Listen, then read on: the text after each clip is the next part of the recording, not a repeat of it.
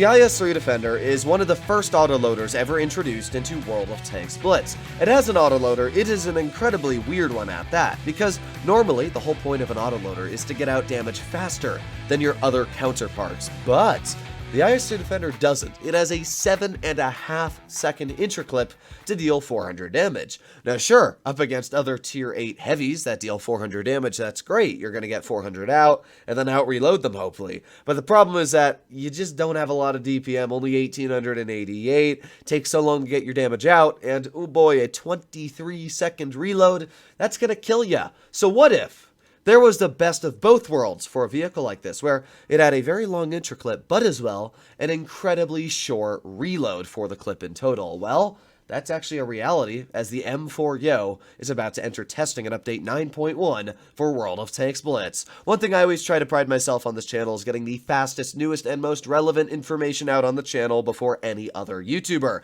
and that's definitely going to stay the case in the future as well. So, if you're not subscribed to the channel and you do learn something new here about this vehicle, please consider smashing that subscribe button. But let's get right into it, starting off with the M-IV-Yoh statistics and why I was talking about the IS-3 Defender just a moment ago. This tank has 2062 DPM, which isn't insane. You can see that the vehicle is fully equipped with calibrated shells. When we take a look at the magazine reload time, you'll notice this is not your average autoloader. It's only a 13.56 second reload. When you take a look at a vehicle like, I don't know, an Emil 1951, or even the Scepter, the M-IV-Yoh, they take all around 20 seconds to reload their clips to then deal 900 damage in a very short 6 seconds. Yeah, that's not the case for this vehicle, because this tank has a 7.5 second intraclip, just like the IS-3 Defender. But this one has a 4-shell autoloader, meaning that in total it's going to take you 22 seconds to dump your entire clip. 22 seconds to deal 1200 damage. Now that is an incredibly long amount of clipping time.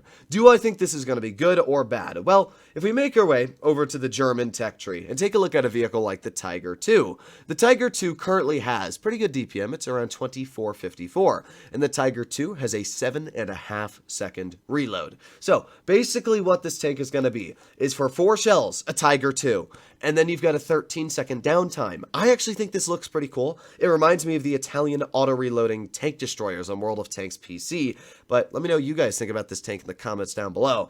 I think that the intraclip looks very unique, and I'm excited to see how this tank plays, but at the same time, I'm not really sure. It just looks weird. Why not just make it a single shot with an 8 second reload, right? So, guess we'll have to find out when it does come out. But let's take a look at the other statistics. 230 millimeters of pen is great. Same for the premium, 278, enough to butter through anything. Average damage is pretty mid at 310, although I will say the HE is fantastic with 60 millimeters of pen and 420 damage a shot. If you do get the opportunity to shoot HE at an RU-251 or something like that, you're going to be dealing 1680 damage clips, which is pretty nasty. When it comes to aiming time, not bad at 3.5 seconds, although, oh boy, take a look at that awful dispersion. Just like the IS-3 Defender, which has one of the worst dispersion values in Tier 8, that's the same for this vehicle as well. For it only having a 100mm cannon, this is an absolutely awful dispersion at 0.362. Does come with 8 degrees of gun depression, which makes it very flexible, as it is an American heavy. Most do come with very solid gun depression. When it comes to hit points, average for heavy at 1961, but now comes the armor. The main armor on the turret front is 267, and as you'll notice, it's an oscillating turret. You got this big old slab of armor on front of the tank, and then you got the weak gooey insides of the turret, which kind of like a turtle shell it works. But this oscillating turret goes all the way around the vehicle, which is great. When it comes to the hull, it's just kind of like a Yoh at only 158 millimeters thick. Almost all the Yohs have very weak hull armor, so definitely the same for this vehicle. When we take a look at top speed, it's fast. Goes 40 kilometers per hour and 18 in reverse with a pretty decent power to weight of 16.4. So the Yoh is a fast vehicle. It's got a really weird gun, a great amount of gun depression, and when it comes to the armor, well, we're going to take a look at that right now. So let's see how the armor on the Yoh is. This is a Tiger II aiming at the vehicle. The Tiger's got 225 millimeters of standard pen and 285 premium pen. So you can see the armor is crazy. Its turret is 290 millimeters thick just on flat, and it really only gets weak when you're taken right next to the turret there. Because this entire turret, as you can see, is rounded. Even if you slightly look off to the side, it just starts going stronger and stronger and stronger to the point where you'll never pen it even with a tier 10. 210. And if you're using the 10 degrees of gun depression, then the turret's already 290 at some of the weaker spots. The roof isn't on a ricochet even with premium shells, and oh boy, is this a strong looking vehicle, but it does have a weak spot, and I'm pretty sure all of you see it. This hatch is incredibly large and incredibly weak. I'm pretty sure a lot of people will be able to hit it. Now, if you want to hide that hatch, you can stick the gun up, but if you stick the gun up, then this becomes a weak spot. So yeah, not the best of situations you've got there. Either way, you've got a pretty big weak spot. Even on flat ground, you can penetrate the Yoh's turret pretty easily. So the best decision you might come up with is to stick the gun down. But then this becomes a weak spot. Yeah. So the Yoh's got a very balanced but well-armored turret is what I would say. It's got a lot of weak spots, like the gooey insides, and as well a big ol' hatch on the roof that you can pen. But if you're able to hide those, the tank's great. And the craziest part about the Yoh is, look at this, even side on, the turret is red. Because as you can see, it's got this little oscillating part of armor on the outside here that sticks out from the tank. The entire side of the oscillating part is all red. It's pretty insane. You can see it cutting down here. But the rear of the turret is quite weak and only 38 thick, so you got to be very careful when showcasing the rear.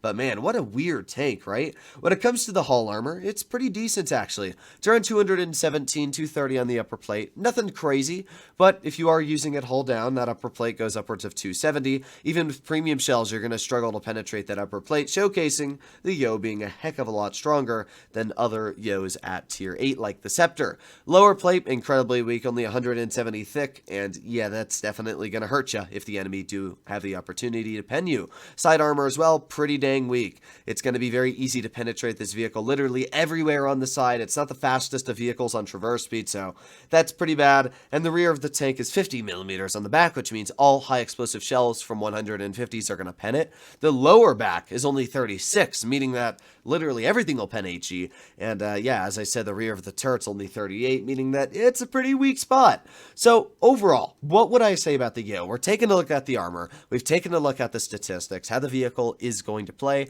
Well, that's the real golden question, and I think it's going to be a strong tank. It's got a great gun, right? And it's got a 7.5 second reload, which means it's got around 2,500 DPM for at least 22 seconds. So for people that don't understand how to fight this vehicle, its clip reload is so fast, it's less than actually 2 shells of reload that you can reload your clip before enemies even have the opportunity to realize that you've reloaded it, which then gives you the opportunity to have great DPM again. Now, the fact that it's the same DPM as a Tiger 2 means that it's not going to be insane. It's not going to be a broken vehicle. It's not like you get a 6-second interclip and you get 4 shells. It's a 7.5. You could drive a Tiger 2, probably bounce more shells on this vehicle, and do better. So we'll have to see how this vehicle is when it does come out. Maybe its interclip from testing will get buffed, but right now, I'm 50-50. Let me know what you guys think about this tank in the comments down below. It looks really, really cool. Honestly, incredibly unique, but yeah, just such a weird tank. Now, obviously, if you enjoyed today's video and you'd like to see more like it, please do consider smashing that like button and as well that subscribe button down below. It takes a lot of time and effort to get these videos out, and yeah, it'd be greatly appreciated if you do click those buttons because I'm usually the only YouTuber that does get these videos out on a timely manner. But hopefully you enjoyed the video. Let me know what you guys think about this tank in the comments down below, and I'll be seeing you in the next one. Bye-bye.